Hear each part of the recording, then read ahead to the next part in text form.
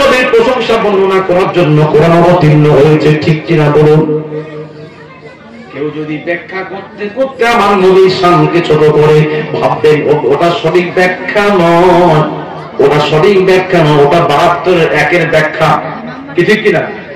ওটা বাতিল কোম্পানিদের ব্যাখ্যা, আল্লাহর ওহিদের ব্যাখ্যা ওরকম হতে পারে না। বাবাজি আমার, ও আমার আব্বা জানেরা, আল্লাহ রাব্বুল আলামিন পবিত্র কালামুল শরীফের মধ্যে জানাচ্ছেন, আল্লাহ বললেন আমি হলাম রউফুর রহিম, আমি আল্লাহ রউফুর রহিম। দুনিয়াতে কোন বান্দা রউফুর রহিম হতে পারে না, কোন বান্দা রহমান হতে পারে না, কোন বান্দা রহিম হতে পারে না। আল্লাহ রহমান, আল্লাহ রহিম, ঠিক কিনা বলুন? কেউ যদি নাম রাখে রহমান, শুধু রহমান নাম রাখা যাবে না। নাম রাখতে গেলে আব্দুর রহমান বলতে হবে, রহমানের বান্দা বলতে হবে। কেউ যদি নাম রাখে রহিম, শুধু রহিম বলে যদি কেউ ডাকেন কাবিরা গুনাহ হবে। শুধু রহিম বলে ডাকবেন না। আপনাদের গ্রামে যারা রহিম আছে, রহিম নেই, রহিম আছে, আজকের থেকে শিক্ষা নিয়ে নেন, আব্দুর রহিম বলে ডাকবেন। যদি শুধু রহিম বলেন আপনি কিন্তু গুনাহগার হবেন। আব্দুর রহিম, বাবাজি আমার, রহিমের বান্দা। আব্দুল হাকিম, শুধু হাকিম বলবেন না, আহকামুল হাকিমিন হলেন আমার আল্লাহ। তাহলে কারণ নাম যদি হাকিম হয় তার আগে, নামের আগে যোগ করবেন আব্দুল হাকিম, হাকিমের বান্দা যোগ করবেন। আল্লাহ বললেন আমি আল্লাহ রহমান রউফুর রহিম। আর দুনিয়াতে এমন একজন বান্দা আছেন তিনি হলো রহমান রউফুর রহিম। আমি আল্লাহ বান্দা থেকে তাকে আলাদা করেছি। সমস্ত বান্দার থেকে আমি আল্লাহ মাঝে নবী মুহাম্মদ মুস্তাফা তিনিও বান্দা, কিন্তু সমস্ত বান্দার থেকে ওই বান্দাকে আমি আল্লাহ আলাদা করেছি। সমস্ত বান্দার সঙ্গে ওই বান্দাকে যদি কেউ তুলনা করে, একই করে, ঈমান হারা হবে, ঈমান চলে যাবে। ও আমার আব্বাদেরা, এই জন্য আল্লাহ রাব্বুল আলামিন পবিত্র কালামুল্লাহ শরীফের মধ্যে, বাবাজি আমার, এক জায়গায় দু জায়গায় নয়, বহু জায়গাতে আল্লাহ রাব্বুল আলামিন জানিয়ে দিয়েছেন। আল্লাহ বলছেন ইন্নাল্লাহা বিন-নাসি লারাউফুর রহিম। আমি আল্লাহ হলাম রউফুর রহিম। রউফুর রহিম দুনিয়াতে কেউ নাই। তবে কিন্তু কেউর মধ্যে মুস্তাফাকে জড়াবে না। আমার বান্দাদের মধ্যে কেউ রউফুর রহিম নয়, তবে কেউর মধ্যে আমার হাবিবকে জড়াবে না। আমি আল্লাহ জানিয়ে দিলাম দুনিয়াতে আমার একজন বান্দা, তিনিও রউফুর রহিম, তিনি ও রউফুর রহিম। আমি আল্লাহ তাআলাকে রউফুর রহিমের মর্যাদা দিয়েছি। ও আমার আব্বারা, কোরআন খুললে আপনি পেয়ে যাবেন। কোরআনের মধ্যে আল্লাহ রাব্বুল আলামিন জানাচ্ছেন লাকাদ জাআকুম রাসূলুম মিন আনফুসিকুম আজিজুন আলাইহি মা আনিতুম হারিসুন আলাইকুম বিল মুমিনিনা রাউফুর রহিম। আল্লাহ রাব্বুল আলামিন বলছেন আমি আল্লাহ আমার হাবিবকে মুমিনদের জন্য দয়ালু রউফুর রহিম করে দুনিয়াতে আমি আল্লাহ পাঠিয়েছি। তাহলে বোঝা গেল আল্লাহ রউফুর রহিম। আর বান্দাদের মধ্যে আমার হাবিব হলেন তিনিও রউফুর রহিম। জোরে জোরে বলুন সুবহানাল্লাহ।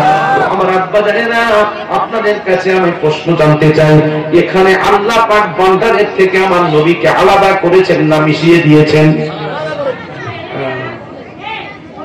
আল্লাহ বলছে কেউ সঙ্গে আমার হাবিবকে তোমরা জুড়বে না। আমার হাবিবের শান স্বতন্ত্র, সুতরাং হাবিবকে ছোট করার কোনো জায়গা নেই।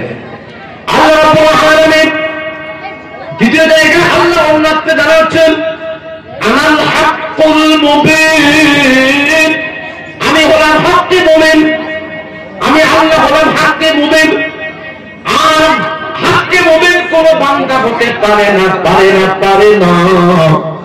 দুনিয়াতে আমি আল্লাহ, আমার একজন রাসূল আছে, আমার একজন নবী আছে, আমার একজন বান্দা আছে, তাকে আমি আল্লাহ কি করেছি? পবিত্র কালামুল্লাহ শরীফ আপনি খুললে পেয়ে যাবেন। আল্লাহ বলছেন জাআহুমুল হাক্ক ওয়া রাসূলুম মুবিন। আল্লাহ রাব্বুল আলামিন বললেন, দুনিয়াতে আমার রাসূল বিশ্বনবী মুস্তাফা তিনি হলেন, তিনিও হক্কে মুবিন। জোরে জোরে বলুন সুবহানাল্লাহ। ও আমার আব্বা জানেরা, আল্লাহ এইভাবে করে আমার নবীর শান এত বাড়িয়েছেন। আল্লাহ বলছেন, আমি আল্লাহ হলাম শাহিদা, আমি আল্লাহ হলাম সাক্ষ্যদাতা, সাক্ষ্যদাতা, সাক্ষ্যদাতা। আর দুনিয়াতে আমি আল্লাহ একজনকে সাক্ষ্যদাতা বানিয়েছি, সেটাকে وَكُنْتُ رَسُولًا شَهِيدًا। আমি আল্লাহ আমার হাবিবকে বিশ্বনবী মুস্তাফাকে শাহিদা বানিয়েছি। তাহলে আমি আল্লাহ যেমন শাহিদা, বিশ্ব নবী জনাবে মুহাম্মদ রাসূলুল্লাহ সাল্লাল্লাহু আলাইহি ওয়াসাল্লাম তিনিও শাহিদা। জোরে জোরে বলুন সুবহানাল্লাহ। আমার বাবাজিরা, এইভাবে করে একটা একটা যদি আল্লাহর সঙ্গে মুহাম্মদকে তুলনা করা যায়, আল্লাহ বান্দাদের থেকে আমার নবীকে পৃথক করার জন্য এই সমস্ত মর্যাদা আল্লাহ দিয়েছেন। আল্লাহ বলছেন যে আমি রহমান আর নবী রহমান একই নয়। আমি হাকিকি অর্থে রহমান, আর আমার হাবিব তিনি মাজাজি অর্থে রহমান। আমার আল্লাহর সঙ্গে নবী যে এক সেটা নয়। আল্লাহর নবী যে এই আয়াতের মধ্যে আল্লাহ আর নবী যে এক করতে চাচ্ছেন তা নয়। আল্লাহ বলছেন সমস্ত বান্দা আর আমার নবীর বান্দা দুটো আয়াত নয়, আলাদা। এটাই আল্লাহ বোঝাতে চেয়েছেন। তারপরে আল্লাহ বলছেন যে আমি আল্লাহ রহমান আর আমার নবী রহমান দুটো এক নয়। আমি আল্লাহ রহিম আর আমার নবী রহিম দুটো এক নয়। আল্লাহ বলছেন আমি হাকিকি অর্থে রহিম, হাকিকি অর্থে রহমান। আর আমার হাবিব তিনি রহমান, তিনি রহিম, তিনি যা কিছু আছেন তিনি নবীর, যেগুলো হাকিকি নয়, এগুলো রূপক অর্থে, মাজাজি অর্থে। জোরে জোরে বলুন সুবহানাল্লাহ। মাজাজি অর্থে আমরা অনেক কিছু চাইতে পারি, আল্লাহর কাছে ছাড়া কারোর কাছে চাওয়া যাবে কি? কথা বলবো, চাওয়া যাবেন। কিন্তু আপনি দোকানদারের কাছে যাচ্ছেন, মাছ কিনতে যাচ্ছেন, ভাই মাছের দাম কত? দাম দর করছেন যে মাছের দাম 100 টাকা। না ভাই একটু তোমার নবু দেয়া করুন। না, করবো না। তাহলে চাইবেন তো আপনি আল্লাহর কাছে, তাহলে বান্দার কাছে চাচ্ছেন কেন? এখানে বোঝাচ্ছে কি, এটা রূপক অর্থে। আমরা যে হাকিকাতের অর্থে আল্লাহকে যে স্রষ্টা বলে মানি, এটা মনের কথা।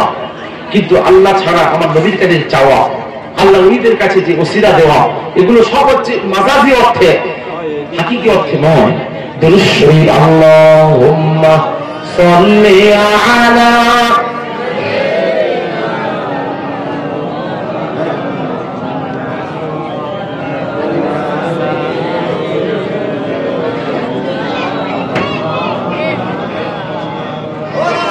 قرب حق سے جلایا، قرب حق سے جلایا ہے نور نبی۔ او محمد صلی اللہ علیہ وسلم، او محمد مدینے میں موجود ہے، اس لیے جو امت کو خیال ادب ہر مسلمان کی سینے میں موجود ہے، ہر مسلمان کی سینے میں موجود ہے۔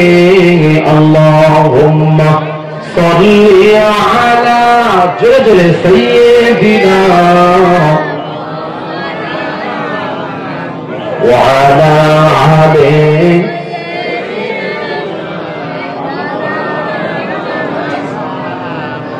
बीज सागर में तूफान आए तो क्या, बीज सागर में तूफान आए तो क्या, कश्तिए दीन हक को डुबाएंगी क्या, डूब सकता नहीं है, डूब सकता नहीं है सफीना मेरा। सफीना মানে এটা কি? নৌকা। আজকে রাসূল বলছেন আমার নৌকা ডুববে না, ডুববে না, ডুববে না, ডুববে না, क्योंकि कमली वाले सफीने में मौजूद है। अल्लाहुम्मा सल्ली अला सय्यिदिना मौलाना मुहम्मद व अला आले सय्यिदिना। বাবাজি বাবা, তাহলে আমি তো আপনাদের অনেক কষ্ট দিয়ে ফেললাম, আমার পরবর্তী বক্তা এসে গেছেন, তাহলে আমি এখানে সমাপ্ত করি নাকি ছোট করে দিই? ও 10টা,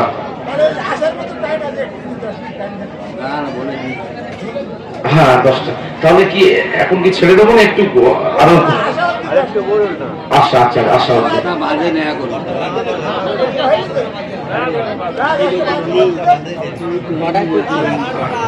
আচ্ছা আচ্ছা ঠিক আছে, 10টা বলেন না? ঠিক আছে বলি, আমার ওয়াজে আপনাদের অসুবিধা হচ্ছে না তো? মেয়েরা, হ্যাঁ মেয়েদের মা বলে, হ্যাঁ বাবা আমার আপনাদের ঠিক আছে ঠিক আছে।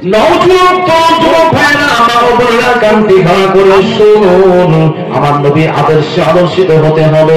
বাবাজি আমার মা বোনেরা শুনুন, পর্দা করা ফরজ, পর্দা করা ফরজ। পর্দা মানে এটাই নয় বাড়ির সামনে কেবল কিছু ঝরিয়ে দেওয়া পর্দা, তা নয়।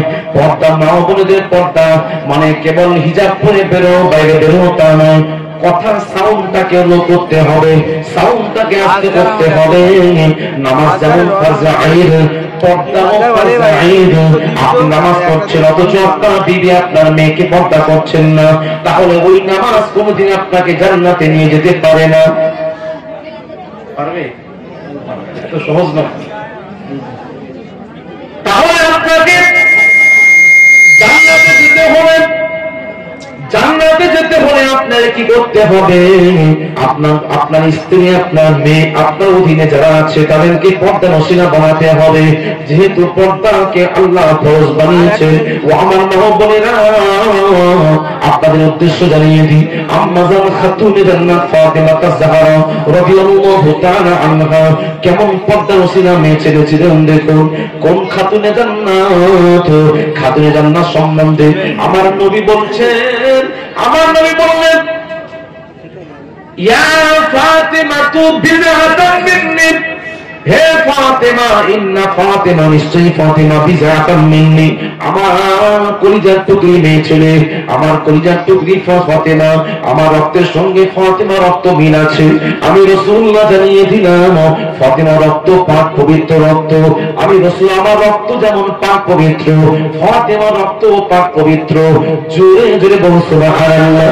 ওই ফাতেমা, কোন ফাতেমা? ফাতেমা চাল চলনটা ছিল দ্বিতীয় রাসূলুল্লাহ। আমার নবীর যেমন চাল চলন, হাঁটা চলাফেরা ছিল, ফাতেমারও তেমন ছিল। বাবাজি আমার ফাতেমা কোন ফাতেমা? আমার নবী ফাতেমাকে এত ভালোবাসতেন।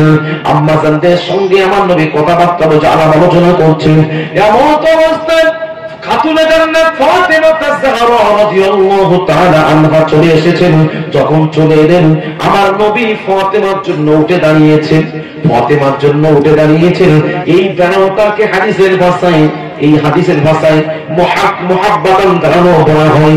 কেননা বাপ তার সন্তানের জন্য দাঁড়াচ্ছে। এই দাঁড়ানোটা কিসের দাঁড়ানো? মুহাব্বাতের, ভালোবাসার দাঁড়ানো। বাবাজি আমার নবী ফাতেমার জন্য জায়গা ছেড়ে দিতেন। আমার নবী ফাতেমার জায়গাতে বসাতেন।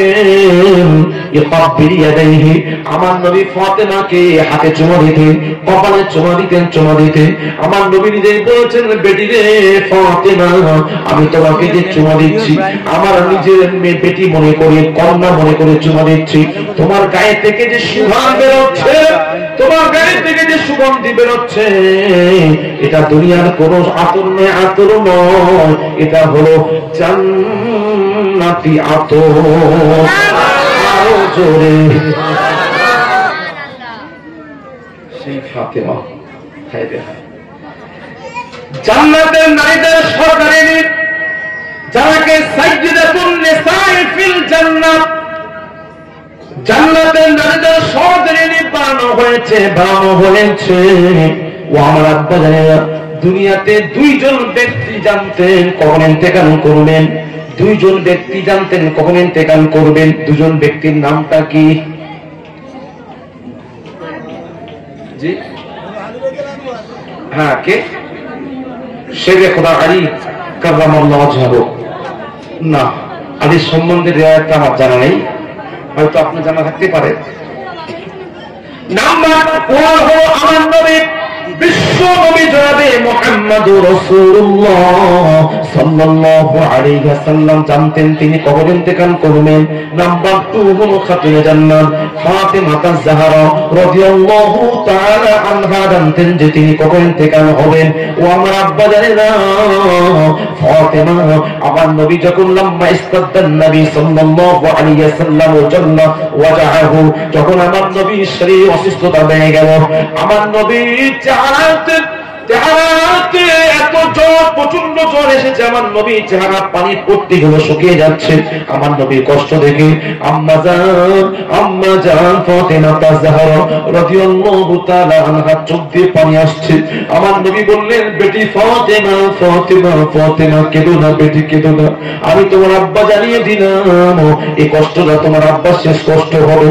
ও ফাতেমা, যখন এই কষ্টটা শেষ কষ্ট করেছেন, ফাতেমা আরো ডুবরে ডুবরে কান্নাকান্নি করতে শুরু করে দিলেন।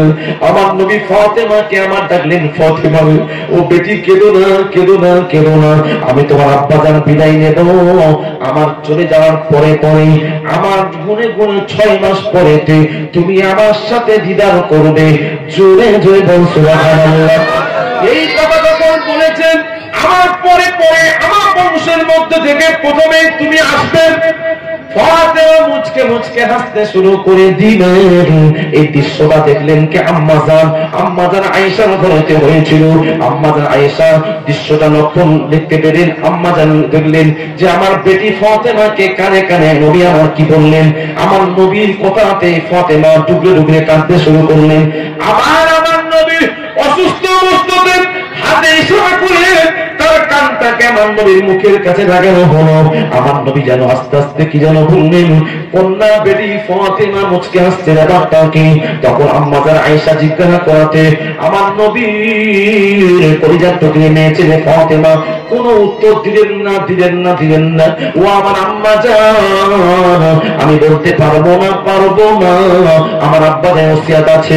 এই কথা যখন বলেছেন আমার আম্মা জান আয়েশা সিদ্দিকা রাদিয়াল্লাহু তাআলা আনহা লাখো হাদিসের হাফেজা, তিনি আর কিছু বললেন না। আমার নবীর ওফাতের পরে একদিন ফাতেমাকে দেখতে এসে বললেন, ও বেটি ফাতেমা ফাতেমা ফাতিমা, আমি তোমার মা জানতে চাই তোমার আব্বার সঙ্গে অন্তিম সময়ে তোমার কি যেন কথা হইল, তুমি যুগে যুগে কাঁদতেছিলে, আবার তোমার আব্বা জান কানে কানে কি যেন বলেছে, তুমি আবার মুচকে মুচকে হাসছিলে, একবার হাসলে আরেকবার কাঁদলে, কারণটা জানতে চা। সেই সময় আম্মা জান খাতুনে জান্নাত বলেছিলেন, ও আমার জননী, ও আমার মা, শুনে রেখে দেন, জেনে রেখে দেন, আমি যে ডুবরে ডুবরে কাঁদছিলাম, আমার আব্বা বললেন, বেটি ফাতেমা গো, তোমার আব্বা জানের কষ্ট এটাই শেষ কষ্ট, এরপরে আর কোনোদিন কষ্ট হবে না। আমি তখন বুঝতে পেরেছি আমার আব্বা জান দুনিয়া থেকে বিদায় নেবে, এই জন্য আমি ডুবরে ডুবরে কাঁদছিলাম। আমার আব্বা জান আমাকে সান্ত্বনা দিয়ে বলেছেন, ও বেটি ফাতেমা কেঁদো না, আমি তোমাকে জানিয়ে দিই আমার ওফাতের পরে 6 মাস পরে, হাদিসের ব্যাখ্যার মধ্যে টেকাতে লেখা আছে 6 মাস, আমার পরে তুমি আমার সঙ্গে দিদার করবে। এই জন্য আমি চিন্তা করলাম আব্বা চলে যাচ্ছে, আব্বার সঙ্গে আমার জান্নাত দিদার হবে, সাক্ষাৎ হবে, এই জন্য আমি মুচকে মুচকে হাসছিলাম। আম্মা জান আয়েশা বললেন, বেটি গো, বুঝে নিয়েছি, আর বলতে হবে না। ও আমার আব্বা জানেন কোন ফাতেমা? আমার নবীর পরে ফাতেমা খাওয়া দাওয়া সব উঠে গেছিল। ফাতেমা ঠিক মতো খেতেন না, গোসল করতেন না, ফাতেমাকে গালে তুলে খাওয়াতে হতো। ফাতেমার খিদমতে নিয়োজিত ছিলেন কে? আমার নবীর আহলিয়া আম্মা জান উম্মে সালমা রাদিয়াল্লাহু তাআলা আনহা, আমার নবীর আহলিয়া, তিনি সর্বশেষ ইন্তেকাল করেছেন, তিনি ফাতেমার খিদমতে নিয়োজিত ছিলেন। ফাতেমাকে চুল আঁচড়ে দিতেন, ফাতেমাকে গোসল করিয়ে দিতেন, ফাতেমাকে গায়ে তুলে খাইয়ে দিতেন। বাবাজি আমার ঠিক 6 মাস পরে যেদিনে ফাতেমা ইন্তেকাল করবেন, ওই দিনে বলছেন ও আমার আম্মা জান, আম্মা জান, আম্মা জান, আজকে আমি নিজে ফাতেমা নিজের গোসল নিজেই করব। আম্মা জান তো আশ্চর্য, ফাতেমা দুর্বল হয়ে গেছে, এতদিন নিজের গোসল নিজেই করতে পারছেন না, এতদিন পরে কেন বলছে নিজের গোসল নিজেই করব? মনে মনে খালি কথাটা ভাবছিলেন। ও আমার আব্বা জানেরা, 6 মাসের মাথায় যেদিন ফাতেমা ইন্তেকাল করবেন, ও আমার আম্মা জান, আমার পরমার থেকে আমার নতুন শাড়ি আছে, নতুন পোশাক আছে, নতুন পোশাকটা আপনি বের করে দিন। বাবাজি আমার আম্মা উম্মে সালমা নতুন পরমার থেকে কাপড়টা বের করে দিলেন। ফাতেমা অনেকক্ষণ ধরে গোসল করলেন, গোসল করার পরে নিজের কাপড় নিজেই ভালো করে পরিধান করলেন, পরে নেওয়ার পরে এবার জয় বাইরে এলেন, বললেন ও আমার আম্মা জান, আমার বিছানাটা ঘরের কোণাতে আছে, ওই বিছানাটা আপনি সরিয়ে আনুন, বিছানাটা আপনি ঘরের মাঝ বরাবর করে দিন। বিছানাটা টেনে টেনে এনে ঘরের মাঝ বরাবর করে দেওয়া হলো। বিছানাতে যখন উঠেছেন, এবার শুয়েছেন, ডান দিকে মাথা করে শুয়েছেন, হাতটা এভাবে রেখেছেন, শুয়ে শুয়ে বলছেন ও আমার আম্মা জান, আম্মা জান, আম্মা জান, যদি আমার ব্যবহারে আপনি কষ্ট পেয়ে থাকেন আমাকে ক্ষমা করবেন, মাফ দেবেন না, বেটি মেয়ে ছেলে এমন কথা বলতে নেই। ও আমার আম্মা জান গো, আল মাকবুসু আলা আন, আমি এখনই পর্দা মুড়ি দিয়ে আমি ইন্তেকাল হয়ে যাব। ও আমার আম্মা জান, আম্মা জান, আম্মা জান, আমার স্বামী তোমার কেটে গেছে, আমার স্বামী সে যে খোদা আলী কাররামাল্লাহু ওয়াজহাহু, আমার স্বামী বাড়িতে নাই, আমার স্বামী বাড়িতে এলে দুটো জিনিস ওসিয়াত করে যাচ্ছি। নাম্বার ওয়ান হলো আমি ফাতেমা নিজের গোসল নিজেই করেছি, আমি ইন্তেকাল হয়ে যাব এখনই, আমি ইন্তেকাল হয়ে যাওয়ার পরে আমার স্বামী যেন গ্রামের কোন মহিলাদেরকে দিয়ে আমার গোসল না দেওয়ায় আমি ফাতেমা নিজের গোসল নিজেই করে নিয়েছি। নাম্বার 2 হলো আমার স্বামীকে বলে দেবে আমি ফাতেমা আমার ইন্তেকালের পরে যেন দেরি বেশি না করে আমার কাফন দাফন যেন রাতের বেলাতে করে দেয়, দাফন করে দেয়, কেননা আমি ফাতেমা সারা জীবন পর্দা করে এসেছি। আর আমার ইন্তেকালের পরে আমার আব্বা জান সাহাবীরা যখন কানে খবর পৌঁছাবে, তারা আমার জানাজাতে উপস্থিত হতে আসবে, খাটিয়া ধরবে, তারা খাটিয়াতে দেখে নেবে ফাতেমা কতটা লম্বা ছিল, কতটা চওড়া ছিল। ফাতেমা পেটে না লম্বা, রোগা না মোটা, এই বেতন বিল তারা করে ফেলবে। আমি ফাতেমা এটা সুযোগ দেব না, দেব না, দেব না, দেব না। আমি ফাতেমা সারা জীবন পর্দা করে গেছি, আমার ইন্তেকালের পরে যদি আমার চেহারাটা দেখে নেয় তাহলে আমার সারা জীবন পর্দা করা বেকার হয়ে যাবে। ও আমার মা বলে না, পর্দা কাকে বলে, শিক্ষা নেন, শিক্ষা নেন। আম্মা জান খাতুনে জান্নাত ফাতেমা তাজহরা রাদিয়াল্লাহু তাআলা আনহা এই বলে যখন চাদরটা মুড়ে দিয়েছেন, সাথে সাথে ইন্তেকাল হয়ে গেছেন। সকলে বলুন ইন্না লিল্লাহি ওয়া ইন্না ইলাইহি রাজিউন। ফাতেমা ইন্তেকালেতে আম্মা জানের চোখে পানি এসে গেছে। আম্মা জান বসে বসে চোখটা মুছছেন, এমন অবস্থায় সে খোদা আলী কাররামাল্লাহু ওয়াজহাহু প্রবেশ করলেন। আলী, আলী কানে খবর পৌঁছানো, আলী রে, ও আমার জামাতা আলী, তোমার প্রাণের স্ত্রী দুনিয়াতে নাই, ফাতেমা বিদায় নিয়েছে।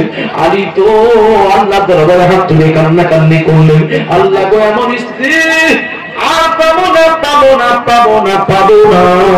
আল্লাহ স্ত্রী কতটা আপনি সম্মান দিয়েছেন আল্লাহ, এই বল্লা গো স্ত্রী ঠিক মতো হক আদায় করতে পারি না, এই বলে আলী কান্নাকান্নি করছে।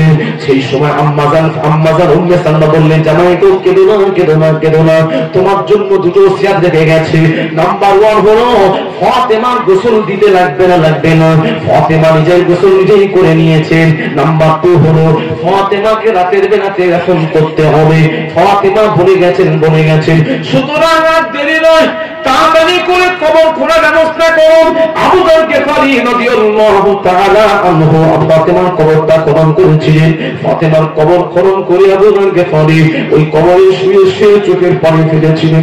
আবু যর গিফারী বলেছিলেন, কবর রে, খবরদার বেয়াদবি করবি না, করবি না, করবি না, তোর বুকে দেখা দেখা হচ্ছে হাজিহি বিনতে রাসূলুল্লাহ সাল্লাল্লাহু আলাইহি ওয়াসাল্লাম, ইনি হলেন আমার নবীর কলিজার টুকরি মেয়ে ছেলে ফাতেমা। হে কবর রে, হাজিহি জাওজায়ে আলী মুর্তজা শেরে খোদা আলী কাররামাল্লাহু ওয়াজহাহু বিবি ফাতিমা, এই কবর খবরদার বেয়াদবি করবে না, করবে না, করবে না। তোমার বুকে যাকে রাখা হচ্ছে এ হলো উম্মুল হাসান ওয়াল হুসাইন, সাইয়্যিদুশ শাবাবি আহলিল জান্নাহ, জান্নাতের যুবকদের সরদার হাসান হুসাইনের মাকে রাখা হচ্ছে। হে কবর খবরদার বেয়াদবি করবে না, করবে না। কবর থেকে খবর আসছে, খবর বলছে হে আবু দাউদকে বলি শুনে রেখে দাও, জেনে রেখে দাও, আমি কবর কোন বংশের পরিচয় শুনবো না, জানবো না। আমি কবর আমার নবীর মেয়েকে চিনি না, জানি না। আমি কবর ইমাম হাসান হোসেনের মাকে চিনি না, জানি না। শেরে খোদা আরিকার রহমান নওজহুর বিবিকে চিনি না, জানি না। আমি কবর একটাই জিনিস চিনি, সেটা কি আমালান সালিহা, আমি কবর নেক আমল চিনি। ও আমার আব্বা জানেনা, বংশের গরম দেখাবেন না। আপনি আলেম, আপনি হাজী সাহেব, আপনি মুরব্বী সাহেব, আপনি অমুক তমুক, এই সমস্ত কিছু আল্লাহ দেখবে না। আল্লাহ একটাই জিনিস দেখবে, তুমি নেক আমল করেছো কিনা, ঠিক কিনা বলুন। ফাতেমাকে যখন কবর থেকে আওয়াজ এলো, তাহলে ফাতেমা যদি না, যে জান্নাতের নারীদের সরকারি হবে, তার সম্বন্ধে এই কবর থেকে আওয়াজ আসছে, তাহলে আমি আপনি কি? আমাদের কিছু আছে? না আছে বংশের পরিচয়, না আছে আমলের বহনতা, কিছুই নেই। তাহলে এখান থেকে পরিষ্কার হওয়া গেল যে আমাদেরকে নেক আমল করতে হবে। যদি আমরা নেক আমল না করতে পারি, সব বেকার হয়ে গেল। বাবাজি আমার, ও আমার আব্বা জানেরা, ও আমার মা, ও বোনেরা, ফাতেমার মতো হয়ে যান। ফাতেমা ওই অসুস্থ অবস্থায় স্বামীর খেদমত করেছে। বাবাজি আমার নবী যখন মেরাজে গিয়েছিলেন, আমার নবী মেরাজে গিয়ে দেখলেন জিবরাইল আমিন দেখালেন মেয়ে ছেলেরা জাহান্নামে গেছে। আমার নবী বললেন, জিবরাইল এ সমস্ত কারণ না আপনার উম্মাতা, আপনার মেয়ে উম্মাতানদের মেয়ে ছেলেরা তারা জাহান্নামে হবে। আমার নবী বললেন, কেন রে জিবরাইল, কেন? দুটো কারণে মেয়েরা বেশি জাহান্নামে হবে। নাম্বার 1 হলো স্বামীর খিদমত না করার জন্য, নাম্বার 2 হলো পরনিন্দা পরচর্চা করার জন্য মেয়েরা বেশি জাহান্নামে হবে। আমার নবী আল্লাহর দরবারে হাত তুলে কান্নাকান্নি করেছিলেন, আল্লাহ গো আমার উম্মাত আর মেয়ে ছেলেদেরকে জাহান্নামে দেবেন না, আল্লাহ গো তাদেরকে নাজাত দিয়ে দিন। এই জন্য আমার নবী বলেছেন, হে দুনিয়ার মহিলারা, হে দুনিয়ার মেয়ে ছেলেরা, তোমরা দুটো জিনিস বেশি করবে, 5 ওয়াক্ত নামাজ পড়বে, স্বামীর খিদমত করবে, নিজের পিতা মাতা মনে করে শ্বশুর শাশুড়ির খিদমত করবে। তোমরা যদি স্বামীর খিদমত করতে পারো, তোমাদের জান্নাত তোমার স্বামীর পায়ের তলে হয়ে যাবে। তোমাদের স্বামীর খিদমত করাটা আমি রাসূলুল্লাহ তোমাদের জন্য জরুরি মনে করছি। তোমরা যদি স্বামীর খিদমত করতে পারো, 5 ওয়াক্ত নামাজ পড়তে পারো, পর্দানশীলা হতে পারো, তোমাদের জন্য জান্নাত অবধারিত। জোরে জোরে বলুন সুবহানাল্লাহ। ও আমার মা ও বোনেরা, আপনাদের উদ্দেশ্য বার্তা দিচ্ছি, পিতা মাতা নিজের শ্বশুর শাশুড়িকে নিজের পিতা মাতা মনে করে খিদমত করুন, খিদমত করুন। মহিলাদের জন্য স্বামীর খিদমত করাটা জরুরি। আমার নবী কেন বললেন? আল্লাহ বলেছেন, আল কাওয়ামু আর-রিজালু কাওয়ামুনা আলান নিসা। আল্লাহ বলেছেন নারীদের উপর কর্তৃত্ব করবে কে? পুরুষরা। পুরুষরা কর্তৃত্ব করবে, কোন নারী কর্তৃত্ব দিতে পারে না, পারে না, পারে না।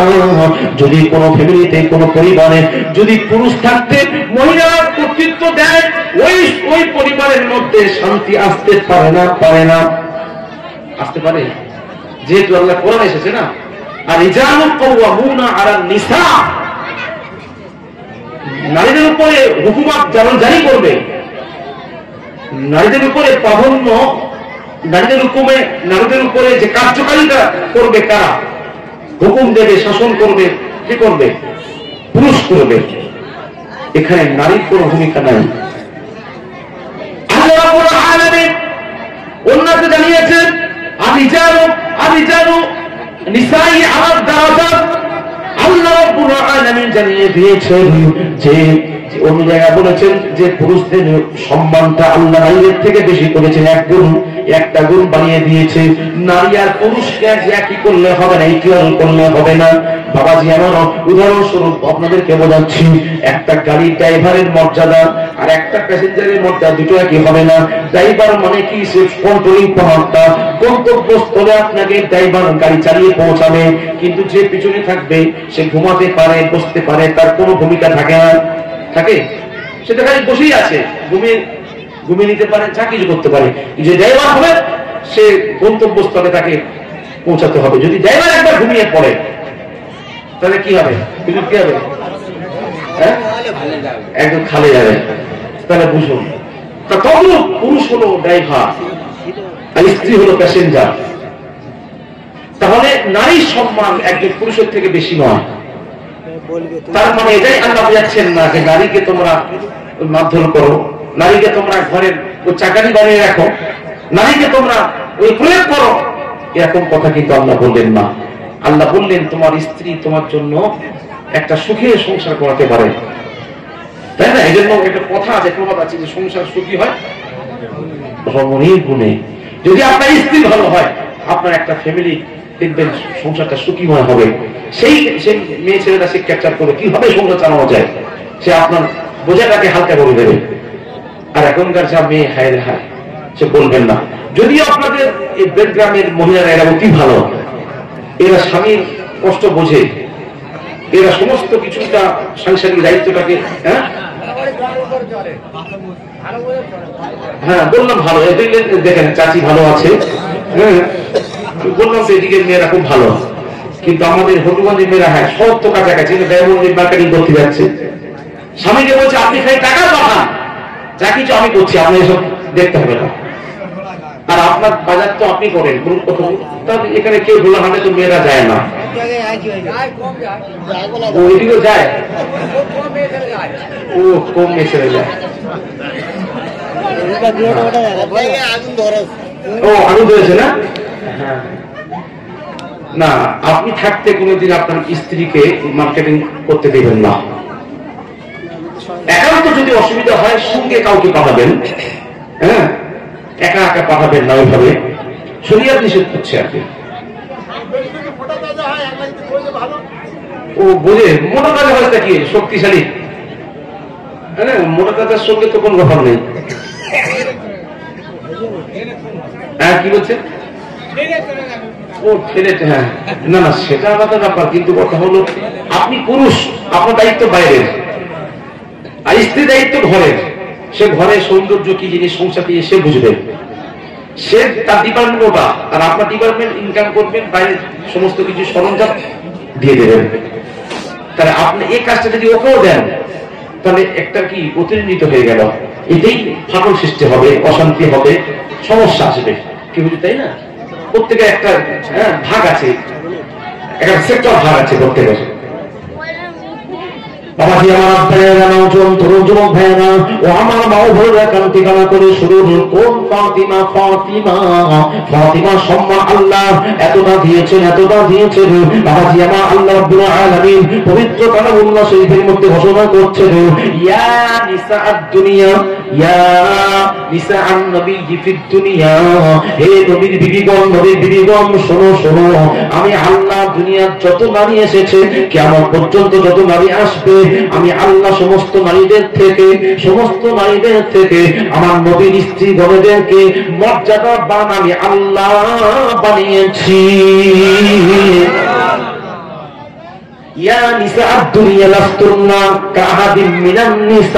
আল্লাহ বলছেন দুনিয়ার নারীরা নারীদের থেকে আমার নবীদের সম্মান, নবীর স্ত্রীদের সম্মান আল্লাহ বাড়িয়েছেন। কেন নবীর স্ত্রীদের সম্মান এই জন্য বাড়িয়েছেন, নবীর স্ত্রীদের সম্মানটা আমার নবীর সঙ্গে তাদের সম্মান সম্পর্ক করেছে। আমার নবীর সঙ্গে সম্পর্ক করার জন্য আল্লাহ ওই নারীদেরকে সাধারণ নারী মনে করেন না, তাদের মর্যাদা আল্লাহ বাড়িয়ে দিয়েছে। আমার নবীর ওফাতের পরে আমি ইন্তেকাল করলে আমার স্ত্রী অন্য স্বামী গ্রহণ করতে পারে কি পারে না? কিন্তু আমার নবীর ওফাতের পরে আম্মাজানদের জন্য কোন পুরুষ বিয়ে করা হারাম ঘোষণা করে দিয়েছে। কেননা তারা বিধবা নয়, তারা সদবা। আমার নবী হায়াতুন নবী ইন্তেকাল করেন নাই। আমার নবী হায়াতুন নবী। সুতরাং শুধু তাই নয়, আমার নবীর আম্মাজান, আমার নবীর স্ত্রীগণ হলেন তামাম মুমিন মুসলমানদের আম্মাজান হয়ে যাবে। মায়ের সঙ্গে সন্তানের বিয়ে করা যাবে না। এই জন্য আমার নবীর স্ত্রীগণের সম্মান আল্লাহ বাড়িয়েছেন। এই আয়াতের তাফসীরটা করুন বাবাজি, আমার তাফসীরে তুরুল মানসুরের মধ্যে লেখা আছে। ও আমার আব্বায়েরা, ইমামরা ব্যাখ্যা করেছেন কি ব্যাখ্যা শুনুন। সমস্ত ইমামরা, একটা ইমামরা বলছেন আম্মা নবী স্ত্রীগণের মধ্যে আম্মা জান আয়েশা একমাত্র কুমারী মেয়ে ছেড়েছিলেন, লাখো হাদিসের হাফেজা ছিলেন, একটা দুটো নয়, লক্ষ লক্ষ হাদিসের হাফেজা ছিলেন। সুতরাং আম্মাদের আয়েশার সম্মান বেশি। আবার একদল ওলামা হযরতরা বলছেন, মুফাসসিররা বলছেন না না না, খাতুনে জান্নাত ফাতেমা জাহরা রাদিয়াল্লাহু তাআলা আনহা সম্মান বেশি। যারা আম্মাদের পক্ষে নিয়েছেন তারা তাদের দলিল হলো, তারা বলছেন ইয়া নিসা আন-নবী জিবাতুল্লাহ কাআহাদিম মিনান নিসা, তাদের দলিল হলো আল্লাহ তো বলেছেন দুনিয়ার যত নারী আছে সমস্ত নারীদের থেকে আমার নবীর স্ত্রীগণের মর্যাদা বেশি। সুতরাং আম্মাদের আয়েশা হলেন আমার নবীর স্ত্রী, আম্মাদের ফাতেমা হলেন নবীর মেয়ে, মেয়ের থেকে মায়ের সম্মান বেশি। জুড়ে বলুন না সুবহানাল্লাহ। একদল ইমামরা এটা রায় দিয়েছেন, হ্যাঁ একদল ইমামরা এই রায় দিয়েছেন। এবার যারা আম্মাজান ফাতিমার পক্ষ নিয়েছেন তারা বলছেন না, ফাতিমার মর্যাদা বেশি। কেন? আমার নবীর সমস্ত বিবিগণ ছিলেন বিভিন্ন পরিবারের, বিভিন্ন গোত্রের মেয়েদেরকে আমার নবী বিয়ে করেছেন। আমার নবী রক্তের সঙ্গে তাদের কোনো সম্পর্ক নাই। সুতরাং আমার নবীর ব্লাডের সঙ্গে খাতুনে জান্নাত ফাতেমার ব্লাডের মিল আছে। আমার নবীর রক্ত পাক, ফাতেমার রক্ত পাক, এদিক থেকে আমার নবীর সঙ্গে সরাসরি সম্পর্ক থাকার কারণে আমার নবীর বিবিদের থেকে আম্মাজান ফাতেমার মর্যাদা আল্লাহর কাছে বেশি। জোরে জোরে বলুন। যারা আম্মাজান ফাতেমার পক্ষ নিয়েছে তারা এই দলিলটা করছেন, খারাপ করছেন। এটা আগে কেটে দিয়ে যারা আম্মাজান আয়েশার পক্ষ নিয়েছেন সে সমস্ত ইমামরা বলছেন, সে সমস্ত আলেমরা বলছেন না না না না, নবীর স্ত্রীগণ আম্মাজান আয়েশার সম্মান বেশি। কেননা জান্নাতে স্বামীদের হাত ধরে স্ত্রীরা থাকবে, স্বামীর হাত ধরে স্ত্রীরা থাকবে। আমার নবীর হাত বড় না শেরে খোদা আলীর হাত বড়? নবীর হাত বড়, তাহলে আলীর হাত ধরে থাকবেন ফাতেমা, আমার নবীর হাত ধরে থাকবেন আয়েশা। সুতরাং আমাদের আয়েশার পক্ষ যারা নিয়েছেন তারা বলছেন, ইমামরা বলছেন না না, আলীর থেকে আমার নবীর হাত বড়। সুতরাং আমার নবী আম্মা জান আয়েশার মর্যাদা ফাতেমার থেকে বেশি। জোরে জোরে সুবহানাল্লাহ। ইমামদের কথা কি, এটা আমার নাই। এই ওজন করার ক্ষমতা আমার আছে? ওজন করার ক্ষমতা আমার নাই। তাফসীরের মধ্যে যেটা আমি পেয়েছি আমি হুবহু সেটা আপনাদের কাছে উপস্থাপন করছি। বাবাজি আমার 3 নম্বর পয়েন্ট, আম্মাজান ফাতেমার পক্ষ যারা নিয়েছেন তারা বলছেন না না না, ফাতেমা সম্মান বেশি।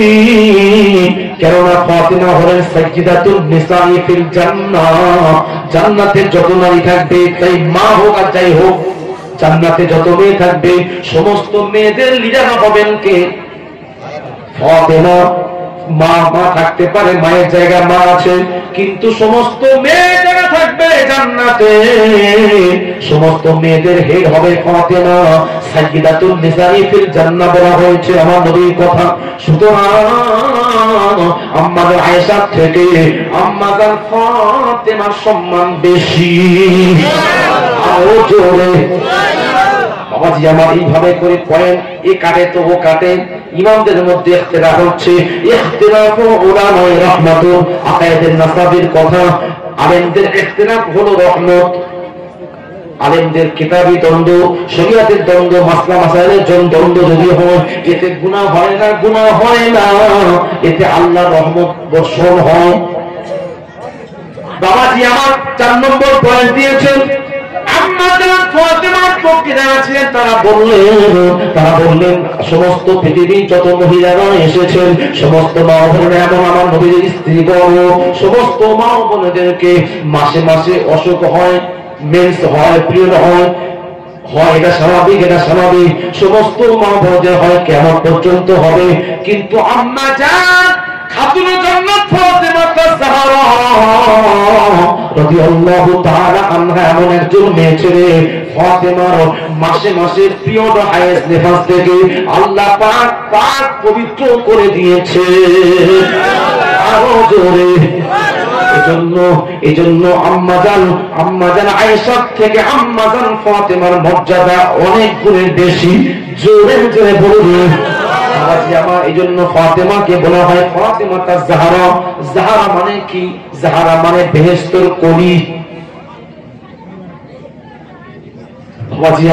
এই ওজন করার পর ইমামরা বলেছেন আমাদের ওজন করার কোনো ক্ষমতা নাই, ওজন করার ক্ষমতা আমাদের নাই, তবে আমরা আলোচনা সাপেক্ষে বলছি ও আমার আব্বা জানেনা, ও আমার মা বোনেরা, ফাতেমার সঙ্গে খাতুনে ফাতেমার সঙ্গে যদি হাসর নাসর করতে চান তাহলে আপনাদেরকে ফাতেমার আদর্শে আদর্শিত হতে হবে। ফাতেমা মেয়ে ছেলে সারা জীবন পর্দা করে গেছেন, আপনাদেরকেও পর্দা করতে হবে। ও আমার মা বোনেরা, স্বামীর খেদমত বেশি বেশি করবেন, কেননা স্বামীকে প্রাধান্য দেওয়ার কথা হাদিসের মধ্যে এসেছে। ও আমার মা বোনেরা, আপনারা বেশি দান সদকা করবেন, দানের ওসিলায় আল্লাহ রাব্বুল আলামিন আপনাদেরকে জান্নাতে যাওয়ার ব্যবস্থা করে দেবেন। সকলে বলুন ইনশাআল্লাহ। দুরূদ শরীফ আল্লাহুম্মা সাল্লি আলা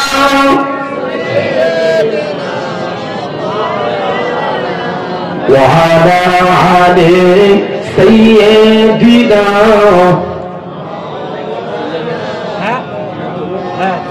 दूर कर दे जो दीनों ईमान से, दूर कर दे जो दीनों ईमान से, ऐसी शान ऐसी अज़मत नहीं चाहिए, मिल गई है नबी की गुलामी हमें, मिल गई है नबी की गुलामी हमें, आपो ज़माने की दौलत नहीं चाहिए, ला इलाहा इल्लल्लाह, जुरे जुरे ला